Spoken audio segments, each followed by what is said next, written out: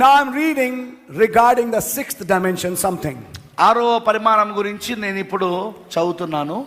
Yeah, Did Brother Branham go there? సోదర్ బ్రహ్నం గారు అక్కడికి వెళ్ళాడా? Yes. అవును, వెళ్ళాడు. I'll not read the entire vision because it'll take a lot of time. But you remember when he went there. నేను పూర్తిగా దర్శనాన్ని నేను మీతో పంచుకోను, ఎందుకంటే దానికి చాలా సమయం పడుతుంది. కానీ మీకు గుర్తున్నదా, ఆయన అక్కడికి వెళ్ళినప్పుడు He was in a body. ఆయన ఒక శరీరంలో ఉన్నాడు. Theophany. అది theophany. Yes. He saw sisters coming.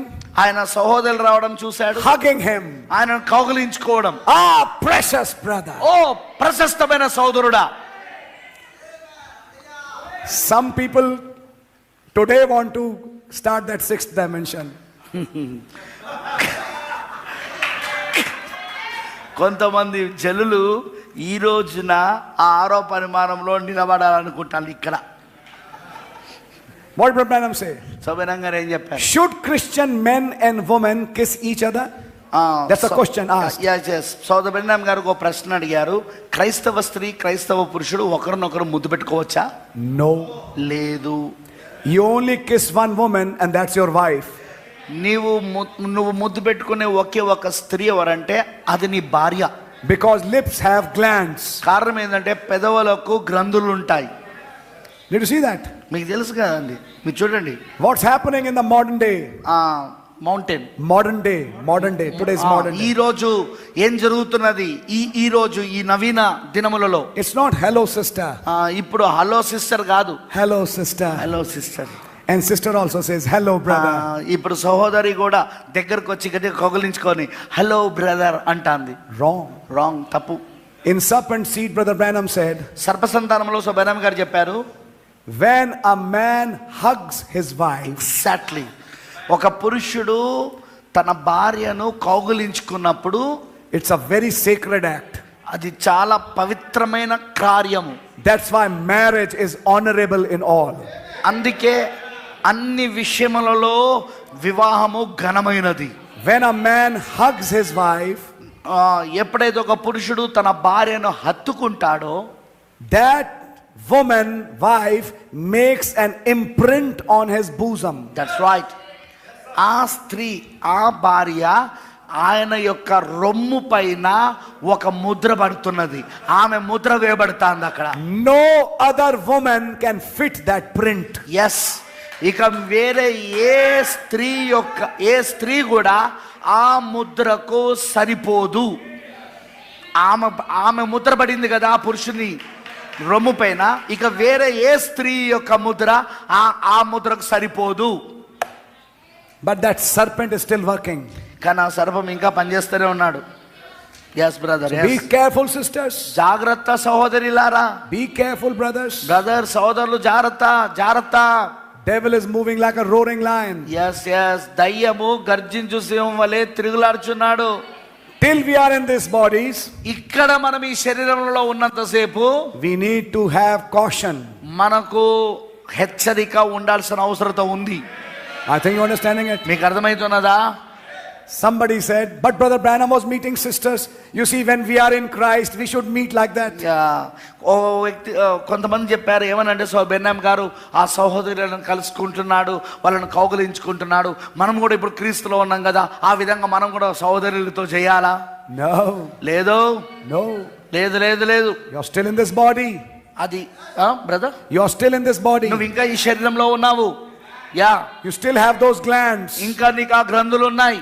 But in that vision, కానీ ఆ దర్శనంలో, it was more than a vision actually. అది వాస్తవంగా దర్శనం కంటే ఎక్కువ. అది when he went in that dimension, ఆయన ఆ పరిమాణంలోకి వెళ్ళినప్పుడు sisters are meeting Brother Branham. సహోదరులు సోదర్ బ్రహ్నం గారిని కలుసుకుంటున్నారు అక్కడ. But కానీ this is not flesh. అది శరీరంలో కాదు, This is theophany body. వారు థియోఫనీలో. And in that body, మరి ఆ శరీరంలో glands have gone. ఎస్. అక్కడ గ్రంథులు ఉండవు ఆ శరీరంలో.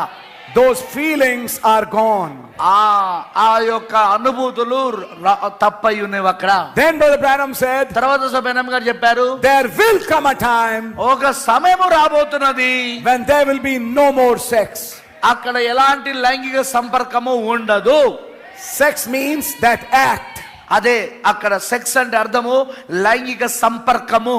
I hope you're understanding it. అది మీకు అర్థమైందని నేను అనుకుంటున్నా. Man will be still man, woman will look like woman. Yeah, పురుషుడు పురుషులాగా కనబడతాడు, స్త్రీ స్త్రీలాగానే కనబడుతుంది. See how devil plays with words. చూడండి సాతానుడు ఏ విధంగా తన మాటలను వాడుకుంటాడో ఆడుకుంటాడో. One day we met a girl wearing jeans. మరి And she was a Christian, supposed to be. pardon? A girl wearing jeans. Yeah. And supposed to be Christian. Yeah ఒక స్త్రీ, ఒక అమ్మాయి మరి జీన్స్ ప్యాంట్ వేసుకొని ఉన్నది. ఆమె బహుశా క్రైస్తవరాలై ఉండొచ్చు. And we said, why are you wearing men's clothes?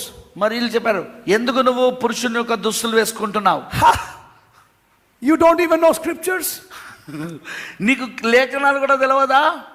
Paul said, పౌలు గారు చెప్పాడు, in Christ there is no male or female. క్రీస్తు లోపల స్త్రీ అని గాని పురుషుడని గాని లేదు కదా. See? చూడు, She quoted that verse. ఆమె ఆ మాటను ఆమె వ్యాఖ్యానం చేసింది. yes, in Christ there is no male female. క్రీస్తులో స్త్రీ అని పురుషుడని లేదు కదా. Then we answered, అప్పుడు మేము జవాబు చెప్పాము, then males are now bearing children, మరి పురుషులు పిల్లలను కంటారా or women? లేదా స్త్రీ కంటదా? Then males should also bear children. మరి పురుషులు కూడా పిల్లలను కనాలా? Then males should also feed milk to children. మరి పురుషులు కూడా ఆ పుట్టిన పిల్లలకు పాలివ్వాలా? They didn't understand Christ. వారికి క్రీస్తు అర్థం కాలేదు. In Christ we'll preach it. Yeah. In Christ is not your flesh form. yes, In Christ is your theophany. క్రీస్తు లోపట దాన్ని బోధిస్తాను. క్రీస్తు లోపట నీవు రక్త మాంసములతో ఉండేది కాదది. క్రీస్తు లోపట అంటే అర్థము థియోఫనులో ఉన్నవని అర్థం అక్కడ. By the way, this was never a thought of God. yes, Never. ఏదేమైనా గుర్తుంచుకోండి, ఏదేమైనా అసలు ఇది దేవుని యొక్క ఆలోచననే కాదు, అసలు Never. లేదండి, ఎన్నడూ కాదు అది. That is the reason. ఆధారాన్ని బట్టే This flesh and blood cannot inherit the kingdom of God. yes, అందుకే ఈ రక్త మాంసములు దేవుని యొక్క రాజ్యమును స్వతంత్రించుకొననేరవు. That is why ఆధారాన్ని బట్టి we shall be changed. మనము మార్పు చెందదము. Can we say amen? దాని మీద ఆమేన్ చెప్పండి. Brother, so Yes, many brother. things. చాలా విషయాలు.